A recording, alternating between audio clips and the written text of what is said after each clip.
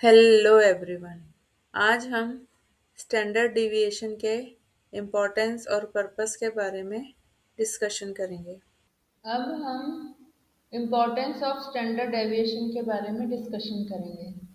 First point, two different groups have the same average test score but one with the high standard deviation means scores are widely spread, while a low standard deviation means most scores are close to the average.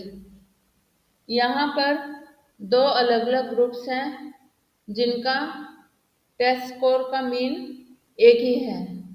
उनमें से एक high standard deviation का और दूसरा लो standard deviation.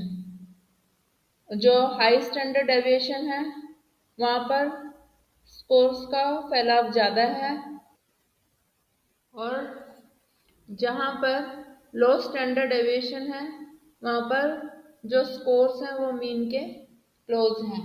Second point, in finance, it measures an investment fluctuations, assessment of risk.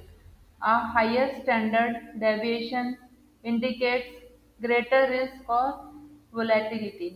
Meaning ये है कि finance में जो स्टैंडर्ड डेविएशन है वो इन्वेस्टमेंट की फ्लक्चुएशंस को मेजर करता है और रिस्क असेसमेंट यानी कि रिस्क के जोखिम को इंडिकेट करता है।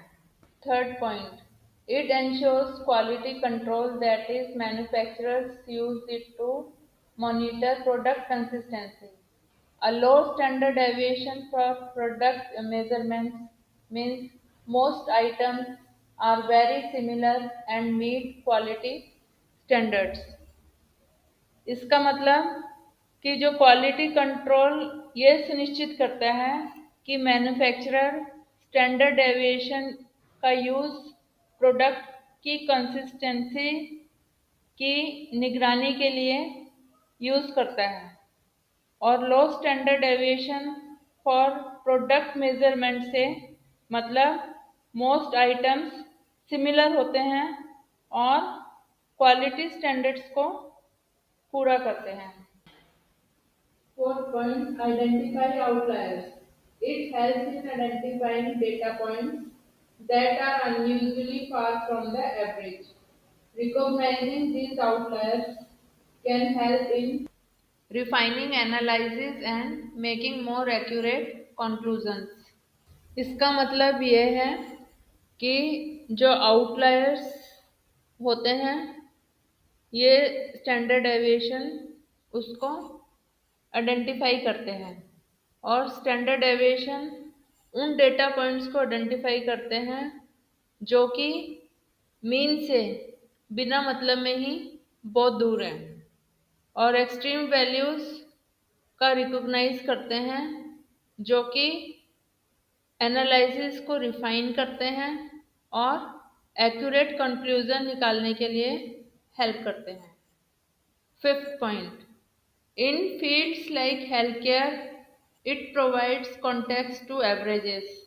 A study on a new drug might show an average increase in life expectancy of 5 years, but the standard deviation reveals whether the results were consistently small or if they came from a mix of large and zero increases, as explained by the National Institutes of Health. Health के क्षेत्र में mean को theme माना जाता है। National institute of health care द्वारा यह explain किया गया है कि न्यू ड्रग की स्टडी में पता चला है कि लाइफ एक्सपेक्टेंसी में 5 साल की एवरेज इंक्रीज हुई है। जो स्टैंडर्ड डेविएशन है वो यह रिवील करता है कि जो रिजल्ट आए हैं वो स्मॉल है या लार्ज और जीरो इंक्रीजेस से मिक्स होकर आए हैं। Next topic purpose of standard deviation है। इसका फर्स्ट यूज यह है स्प्रेड ऑफ सैलरी डेटा को मेजर करने के लिए इसका यूज होता है। इन्वेंट्री वैल्यूज में number of items produced by different employees में, the risk involve with investing in individual securities, और इंडिविजुअल सिक्योरिटीज में इन्वेस्टिंग में जो रिस्क इन्वॉल्व होता है वहाँ पे स्टैंडर्ड डेविएशन का यूज होता है। Second, it is used to describe and understand the nature of distribution of data। बहुत सिंपल है ये। Third point, it is used in the theory of influence testing.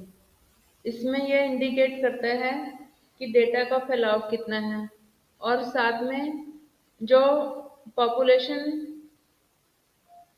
Sample of data पे based होती है उसके ये कंक्लूजन निकालता है। और हाइपोथेसिस टेस्टिंग इसका मेजर कंपोनेंट है। अगर आपको ये वीडियो अच्छा लगा हो तो लाइक करें, शेयर करें, सब्सक्राइब करें और बेल आइकन को प्रेस करें। Thank you.